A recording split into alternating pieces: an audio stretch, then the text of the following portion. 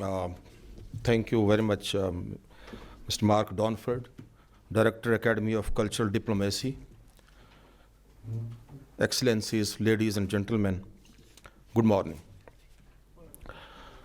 I am really privileged and excited to be the opening speaker of this conference, being held on the eve of 33rd anniversary of the fall of Berlin Wall. Let me congratulate the people of the Federal Republic of Germany at this great occasion and appreciate the efforts of ICD for organizing this conference. Being an opening batsman, you can expect me that I might be setting the tone for the rest of the session of this conference. This great historical event has immense relevance and significance for me and my country of origin, Pakistan. Let me also remind you here that after the Soviet occupation in Afghanistan, Pakistan, with the help of the USA and Afghan Mujahideen, played an important role in the defeat of communism, the withdrawal of the Soviet forces from Afghanistan, and resultantly, the weakening of the Soviet Union militarily and economically. These events led to the collapse of the USSR and paved the way for the fall of Berlin Wall, which liberated the German people from the oppression they faced in the form of an Iron Curtain. Now, I am coming from my adopted country that gave $1.4 billion to Germany out of $13.3 billion, the total amount given by the USA to rebuild Europe after World War II. So, on the 33rd anniversary of the fall of the Berlin Wall, I feel more excited and more connected with the German nation and feel more relevant to this conference. Exceptionalism is a set of traits and characteristics which makes any nation or a country unique, distinct, and different from others. These characteristics may include history, values, character, constitution, geography, political institutions, and economic system on which any country can take pride. In fact, every individual, every tribe, every society, every nation, and every country needs certain dreams, ideals, values, and pride which provide them with identity, uniqueness, and driving force to move forward. To me, exceptionalism is a thinking, an attitude, and a way of seeing other peoples and countries. If you think that you are exceptional, unique, and superior to others, it may lead you to create a desire to rule others. Exceptionalism is not related only to America. We have Russian exceptionalism, German exceptionalism, Chinese, French, Israeli, and Pakistani exceptionalism. Unfortunately, this mantra of exceptionalism is being used to invade and conquer others. Russian exceptionalism wants to wipe out Ukraine, and American exceptionalism is trying to weaken Russia. Also, the Cold War era and the wars fought during and after the Cold War era were the outcome of this exceptionalism. The Cold War was the war of ideologies between American exceptionalism and Russian exceptionalism. Ladies and gentlemen, knowing America while living within its borders is quite different from thinking about the country when you are living in other parts of the world. This experience turns out to be more unique and interesting when you live in a developing country or where countrymen smell America's involvement behind every wrong. Being Pakistani, I used to read a plethora of conspiracy theories and listen to debates about America's secret role and policies toward Pakistan in particular and the region in general. I have also spearheaded projects that were being run with the help of American aid, and financial assistance in providing jobs to Pakistanis and contributing in a positive way to the economy of the country. It is also a historical fact that America has been providing military and economic aid to strengthen our defense, democracy, health, education, and civil society, meaning that America helped countries like Pakistan in different sectors. At the same time, however, despite spending millions of dollars on the apparent well-being of people in different countries, the common people, by and large, were not in favor of the United States of America. They never praised the USA for its generosity. Rather, they saw its role in everything as suspicious. They believe that America, in the wheel of aid, controls the economic, political, and foreign policies of the respective countries. They also believe that America is the master and countries of the third world are the servants. There is a strong perception that appointments of key posts within the country are made in consultation with the political and military establishment of the USA. So, I used to ask these questions to myself.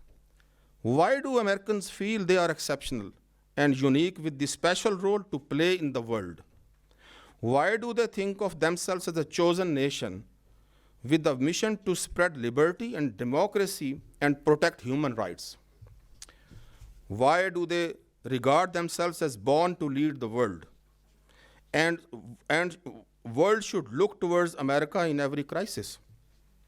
If America is exceptional and unique, with a special mission to protect human rights and spread the ideals of democracy and liberty, why do they support undemocratic governments and influence changing of democratic regimes in those countries? Does America possess the required traits and characteristics that make any nation exceptional? Is exceptionalism only a myth or a reality? Is the rhetoric of exceptionalism needed for America to become a world leader? If America has lost exceptionalism, what are the reasons and what is the road to recovery? Has the American nation been imprisoned in the myths of exceptionalism? Is exceptionalism a hindrance in the way toward progress? Is American exceptionalism danger to the world? These questions have been bothering and perplexing me in different phases of my life, and I have made concerted efforts to find answers to these questions. In April 2009, while President Obama was on European tour, a question was asked by a reporter in France, I quote, whether you subscribe to American exceptionalism, unquote. Obama said, I quote, I believe in American exceptionalism, just as I suspect that the Brits believe in British exceptionalism and Greek believes in Greek exceptionalism, unquote. This answer fueled a controversy among Republicans who stated Obama did not believe in American exceptionalism. For the last 200 years, prominent politicians, former presidents, and analysts have described America as the indispensable nation, a shining city on a hill, an empire of liberty, the leader of the free world, and the last best hope on the earth. Ladies and gentlemen, while writing these lines, I am reminded of those myths, phrases, and notions used as rhetoric by US presidents, policymakers, political scientists, and critics. According to these myths, America is an exceptional and unique country with a specific mission and has been destined and prophesies to be the leader of the free world. Since America is God's country, God is on its side in each venture. The unique values of individual liberty, democracy, freedom, and equality make America exceptional in the world. And it has an ordained responsibility to lead the world and liberate other nations from oppression and tyranny. On the surface, these phrases and myths fascinate us and lend force and appeal to the oratory of the politicians. But, as a matter of fact, critics say America as a nation seems to be imprisoned in this rhetorical expression. American exceptionalism refers to the unique qualities that distinguish the United States from other countries in a way that make it an exceptional nation. It is usually associated with the American belief that the United States is the greatest country in the world and that it stands out from other countries in its democratic values and freedom of speech. According to Hodgson, America insists that it should be admired, almost worshipped. Before World War II, America presented itself as an exemplar of the world, but afterwards, he says we see an interventionist America interfering in the affairs of other countries. Andrew Basovich says that believing the United States is a superior nation only invites animosity, criticism, and mockery from other nations, particularly in the light of myriad problems, which a large amount of debt, a stagnant economy, growing economic inequality, fragmented and partisan politics existing in the contemporary American society. Ladies and gentlemen, feeling proud of great values sounds good. Using these as a vehicle and excuse to play a hegemonic role for other countries is different. Any nation in that sense has a certain feelings of pride, but no one does it better than America. History provides abundant examples that before starting every war, this mantra was repeated. Political analysts opine that all wars, including Cold War, Korean War, Vietnam War, Afghan War, Iraq, Libyan, Syrian War, and now Ukraine War, were started with the sentence that we as a nation have an ordained responsibility to liberate the world, introduce democracy, save children, and eliminate extremism and terrorism from the world. In Ukraine war, from both sides, this rhetoric was used all the time. Russia used it before attack, and USA used it as an excuse to defend the Ukrainian people. So, the both powers are fighting each other to liberate Ukrainian people from the tyranny of their proclaimed invisible enemy. The ultimate end of this war is not liberty or freedom. It would be the killing of innocent people and destruction of the Ukraine. The culture of politics in America maintains a missionary character that extends to helping others to promote American values in other parts of the world. There are a few reasons why this belief still stands. The first is that Americans believe that they have an exceptional creed that drives them as a people on a mission. We can date this back to the 16th century when John Winthrop and his group called America a city upon a hill. This sentiment has existed ever since, and even today. Americans feel they are different from the rest of the world. Americans are also fond of the idea that they are in the new world. The central concept behind this is that America is the new world that grants its citizens freedom, equality, dignity, and global power. The other belief that shapes foreign policy is that America will not follow the course of the history like Europe did, which will save it from the demise of great nations. There are other reasons that contribute to American exceptionalism's character in foreign policy, such as moral high grounds and the pathological altruism for promoting freedom in the whole world. This caused the American identity to have played an essential role in its foreign policy behavior. It attempts to make the world a safer place for democracy and freedom, but it also wants to set an exemplary standard. Consequently, America is shouldering the responsibility of the leadership of Western civilization to keep it safe and free from that threat. It is important to remember that American exceptionalism is an ideology that encompasses the transfer of the American creed to other parts of the world. Exceptionalism, ladies and gentlemen, is again at work now, but this time in the form of Russian-Ukraine war, which has jeopardized the peace and security of the world. Political commentators say this conflict can erupt into a nuclear war or Third World War, which will have grave consequences for the entire world. Analysts of international relations opine that this is not a Russia-Ukraine war. Instead, it is a direct war between USA and Russia. They say that an exceptionalist country is on the way to eradicating a liberal internationalist system. NATO is being used as a tool to impose American imperialism and weaken Russia. After the prolonged war in Afghanistan in 1980s, when the USA succeeded in breaking USSR into different states, they say the USA again wants to prolong the war and disempower Russia by sending troops and weapons to Ukraine.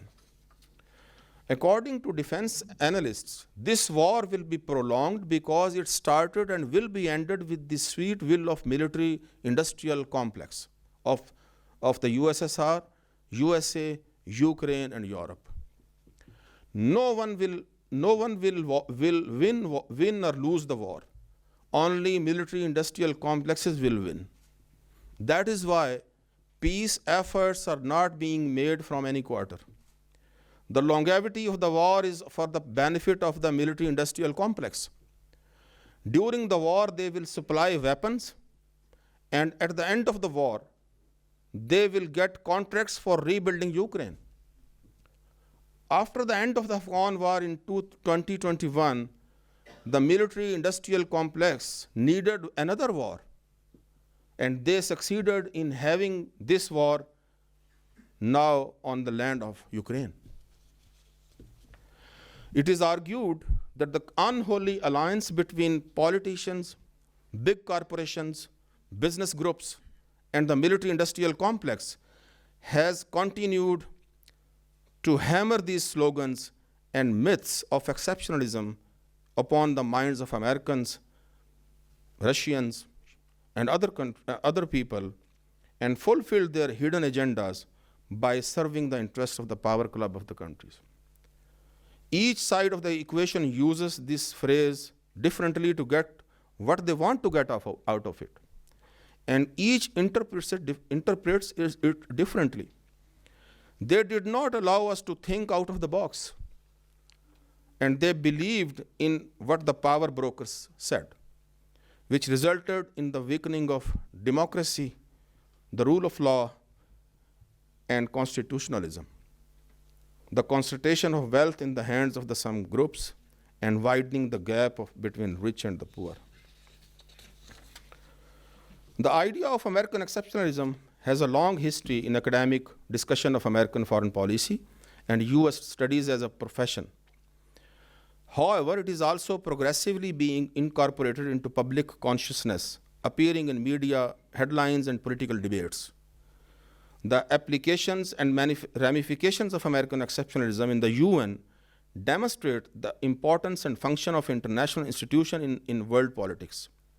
These institutions enable collaborative efforts and establish specific international rules, as evidenced by the frequency with which the United States has defended and explained policies in the UNO. American exceptionalism in foreign policy refers to the idea that the United States believes in having different rules and regulations than the rest of the world.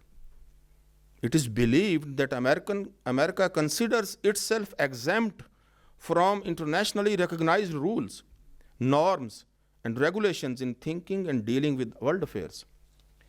According to Richard Rose, America marches to a different drummer. Its uniqueness is explained by any or all of variety of reasons: history, size, geography, political institutions, and culture. World affairs provide testimony to the fact that America occupies a quite unique role in international relations. Moreover, the USA seems to be a driving force to promote multiculturalism, multilateralism, but at the same time, it also exhibits unilateralism in the world affairs. This is not important because America is a great nation.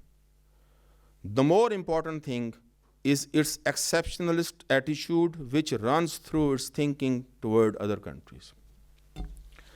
Political analysts believe that American exceptionalism influences and helps design American policies in the United Nations and establishes its power position in foreign affairs. They say that for Americans, UNO is just an instrument to maintain its world power position and pursue its interests with the help of allies. Exceptionalist thinking often affects the diplomatic routes to resolve conflicts and reach multilateral agreements. Ladies and gentlemen, there is another side of the phenomena also. A considerable number of countries look towards USA in specific issues, as they think that the leadership of the USA is essential in shaping multilateral cooperation. Critics see it difficult to balance an international policy with powerful idealistic undertones with the facts of foreign policy. Additionally, because the United States is a critical international political agenda setter, many countries rely on it in specific ways to advance its objectives. However, along with the enemies, American allies can also suffer if the US decides to act alone because of American exceptionalism. According to the political analysts, American exceptionalism seems to affect UNO's work when considering American foreign policy. Essential features of the concept include the belief that the USA is inherently unique owing to its remarkable history and principles, and the belief that the United States must be the leader in spreading democracy and liberty worldwide. The United States policies and voting behavior at the UNO illustrate the country's contradictory foreign policy viewpoints, oscillating between unilateralism and internationalism. The challenge faced by the United States today is that even its superpower status does not allow it to move alone in the world. There is strong feeling that it must respect international agreements, regulations, institutions, and alliances, and needs other countries' support to achieve its targets. Critics of exceptionalism opine that the values of equality and liberty are in great danger. Seen Adel Tabai, a political commentator, wrote in the article published in News Punch that said that some invisible government is governing the country. Rather, every country, not only America, every country. Over the last 214 years, past presidents and political leaders have tried to warn the public that the country is under the control of an invisible government, owing no allegiance and acknowledging no responsibility to the people. In the article, he further wrote and quoted, "They virtually run the government for selfish purposes. They practically control both parties. It operates under cover of a self-created screen and seizes our executive officers, legislative bodies, schools, courts, newspapers, and every agency created for public protection." Roosevelt discussed these fears and challenges in his autobiography in more robust tone. He said, "Behind the ostensible government sits enthroned an invisible government, owing no allegiance and acknowledging no responsibility to the people." Unquote. To destroy this invisible government and unholy alliances between the corrupt business and corrupt politics is the first task of the statesmanship of the day.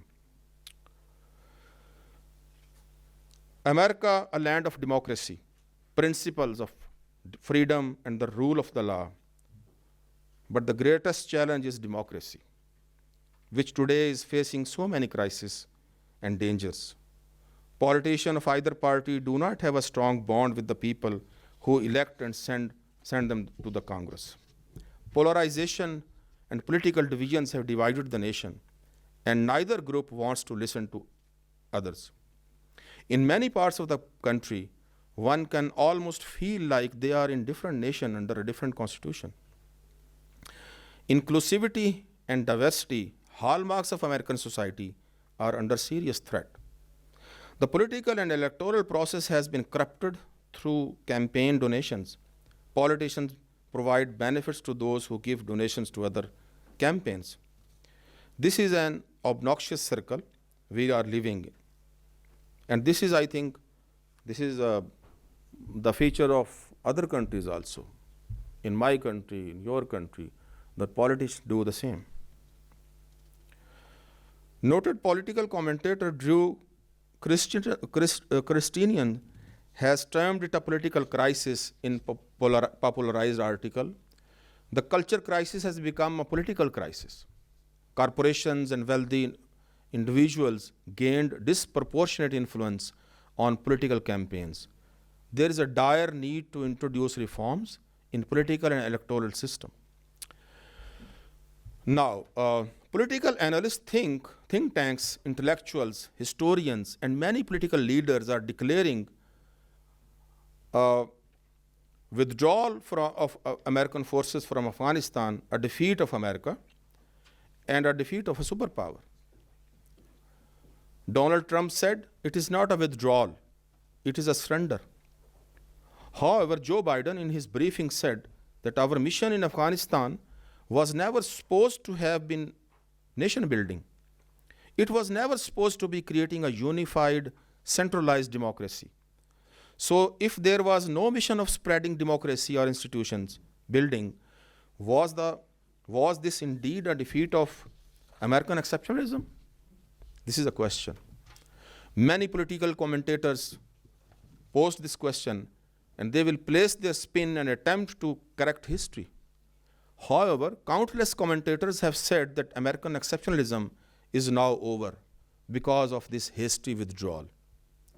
Many say it was a defeat of big army, it was a defeat of a big army, but a victory of the military-industrial complex.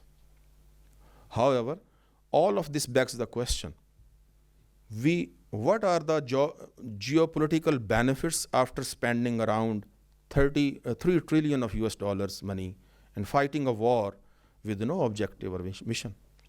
How does this affect American exceptionalism? These are the questions.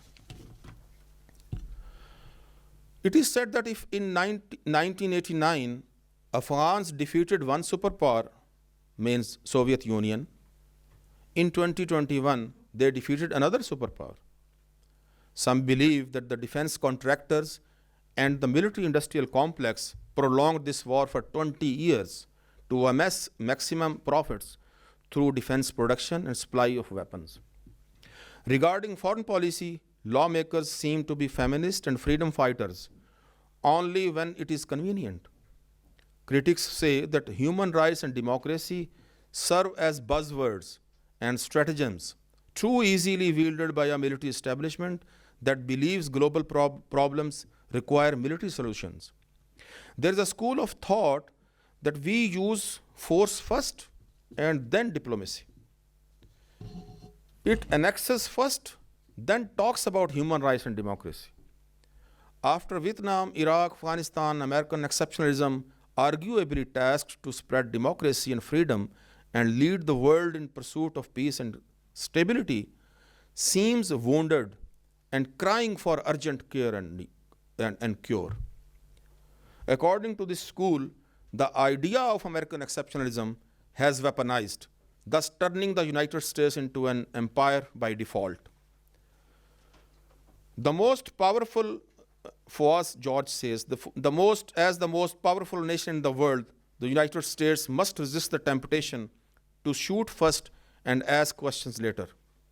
This has been a recipe for disaster in Vietnam, Iraq, Afghanistan, and now Ukraine. Ladies and gentlemen, I live in a country which has unmatched and countless good examples to emulate. Apart from being a military and economic power in the world, this country is great because it has an unmatched role in peace-building efforts, humanitarian crisis, rebuilding Europe, and conflict resolution in different parts of the world. It is doing great efforts in the social and economic uplift of the people of poor countries. It is number one in charity work, number one in welcoming immigrants from different parts of the world. It presents diversity, inclusivity, and equality in society and provides equal opportunities to everyone, irrespective of color, race, ethnicity, and language. It is still number one in research and technological advancements and the champion of the best democratic system in the world. It is number one in educational institutions and is unmatched in providing financial assistance to other countries in natural disasters. Ladies and gentlemen, the time has come to lead the world with these strengths. It is the time to reassess the NATO's role and reshape the mandate and objectives of this organization. It is the time to spend those dollars on the welfare of the people and not on the destructive ventures of NATO and big powers. Ladies and gentlemen, world needs statesmen, not politicians. A politician can see beyond immediate concerns and possesses the ability to lead a nation. Politicians follow immediate and popular demands and only pay heed to things that may help them win the elections. On the other hand, statesmen think about the future generations. There is a need to instill moral values and principles in politicians and leaders. A statesman needs to be a God-fearing and virtuous person who rises above partisan politics and works for the goodness of the people and the nation. A statesman should be a person who stands for the truth and righteousness in the government and thinks of himself and the government as accountable to the God. George Washington once said, "The nation which indulges toward another with the habitual hatred or a habitual fondness is to some degree a slave. It is a slave to its animosity or to its affection, either of which is sufficient to lead it astray from its duty and interests." We, as Washington insinuated, we need more statesmen to understand their duty and interest in the truth and righteousness of the government and not to be slave of our animosity or affections of a mere political party. That is my hope. That is my desire. That is my prayer for the future.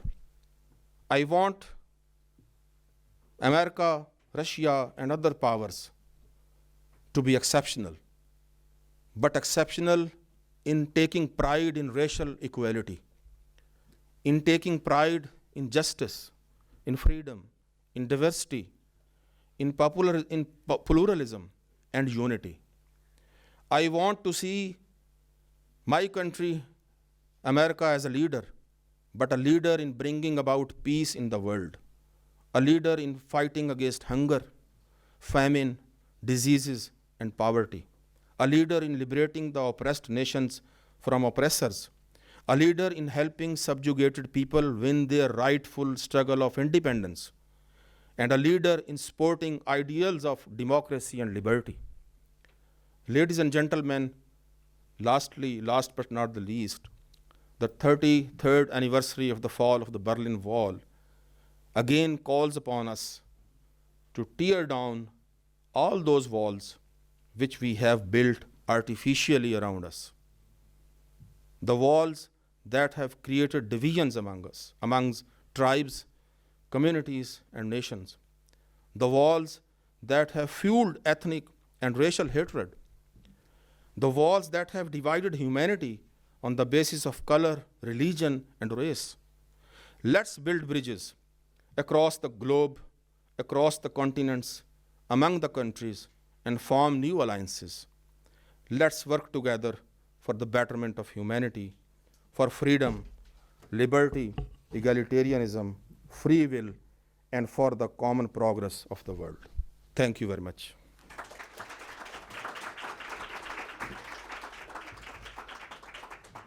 Thank you very much. And as always, we'd like to take questions and comments. Happy to keep them brief, so we hopefully have as many voices as possible heard. And briefly also introduce yourself when posing the question or making the comment. We'll get to know the international diversity of the room. Please, ladies first. Actually, one other thing, there's a microphone in the back. We're recording this all, so if you wouldn't mind a little exercise, go into the microphone, that way everyone can hear. Thanks. We have time for one or two questions, and then we have the Ambassador Violet. Hi, can you? Okay. So my name is Eliverta. I come from Albania. Thank you for your speech. I just wanted to make a few comments. First of all, when we say America thinks this or America is showing that, I think it's a really strong statement, and you have to be 100% sure that maybe all Americans think that way or not.